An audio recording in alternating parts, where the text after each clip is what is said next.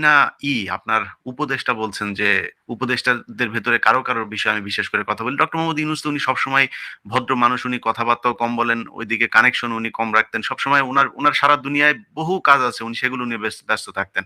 কিন্তু ধরেন যদি আমি একজনের নাম বলি, ডক্টর আসিফ নজরুল। উনি উনার ফেসবুকের একটা পোস্ট ভাইরাল হয়েছে। সেখানে তিনি আগে ২০১৯ সালে বলেছিলেন যে ৫০০ টন দিয়ে বিস্ময়কর বোধক চিহ্ন দিয়ে লিখেছে ৫০০ টন পাঠানো হচ্ছে ভারতে।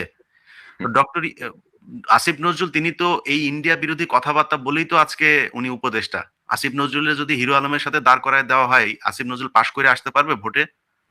আমি মনে হয় না যে সে পারবে ভোটে পাশ করে আসতে। সো কেউ যেন চেয়ার পাওয়ার পরে ভুলা যায় না। আসিফ নজরুল, আমি আপনাকে নিয়ে কোনো বাজে মন্তব্য করতে চাই না। বাট খুব ভালো করে জানি হু ইজ আসিফ নজরুল। আপনি কোত্থেকে উঠে আসছেন? আপনি কিছুদিন আগে দেলোয়ার হোসেন সাঈদীকে আপনি একটা লিখেছিলেন 86 এ যে একজন ধর্ম ব্যবসায়ীর উত্থান।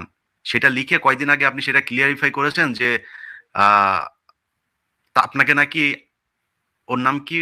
ভাই ওই যে ঘাতক দালাল শাহরিয়ার কবির। জাতীয় কবি।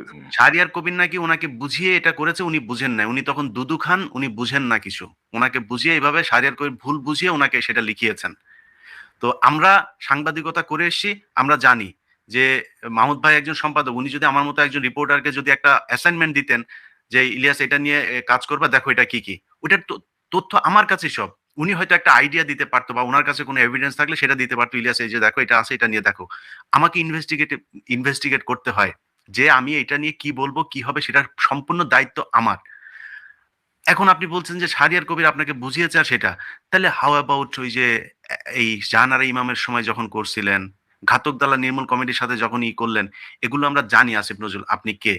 আপনার এই শিল্পকলা একাডেমিতে ডিজি করাতে আপনি নিয়োগ দেওয়াতে ওইদিকে আপনার শাশুড়ি শাওন আ আপনাকে কংগ্রাচুলেশনস জানিয়ে ফেসবুকে স্ট্যাটাস দেয়। আমরা তো জানি শাওন কে। শাওন তো সেই ব্যক্তি যে কিনা জীবনে মুক্তিযুদ্ধ দেখি নাই, পদ্মা সেতু দেখেছি বলে পোস্ট করেছিলেন। এই তো সেই শাওন। এই শাওন সে যে কিনা এই দেলোয়ার হোসেন সাঈদী মারা যাওয়ার পরে যেখানে একজন আওয়ামী লীগের, ছাত্রলীগের কর্মীরা পর্যন্ত তার পক্ষে পোস্ট করে পদ হারিয়েছে। সেদিন আপনি এই দেলোয়ার হোসেন সাঈদীকে নিয়ে যে জঘন্য কুরুচিপূর্ণ ফেসবুকে পোস্ট করেছিলেন, সেটা এখনো পর্যন্ত ফেসবুকে আছে।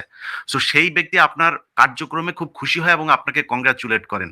সো আসিফ নজরুল আমরা জানি আপনাদের বারবার যাইতে হয় এমন জায়গায়। এর আগে আপনি একবার গিয়েছিলেন হচ্ছে রোকেয়া প্রাচীর কাছে। আর তারপরে আরো বিভিন্ন জায়গায় তো ব্যক্তিগত ওই বিষয়গুলো আনলেন। আমি কিন্তু ইলিয়াস, অনেক ইলিয়াস, সমস্যা। আমরা আসিফ নজরুল এন্ড আরো কিছু উপদেষ্টা আছে যাদের ব্যাপারে আমাদের কাছে অনেক তথ্য এসেছে। আমরা এগুলো নিয়ে আলাদা করে এক্সক্লুসিভ একটা অনুষ্ঠান করব। আমরা আজকে এই বিষয়টা নিয়ে খুব বেশি দূর না যাই। এবং আমার মনে হয় যে ইউ আর কারেক্ট। এবং ধরেন যে আরেকটা বিষয় আমি না যদি এড ভাই, করি, জি। ইলিয়াস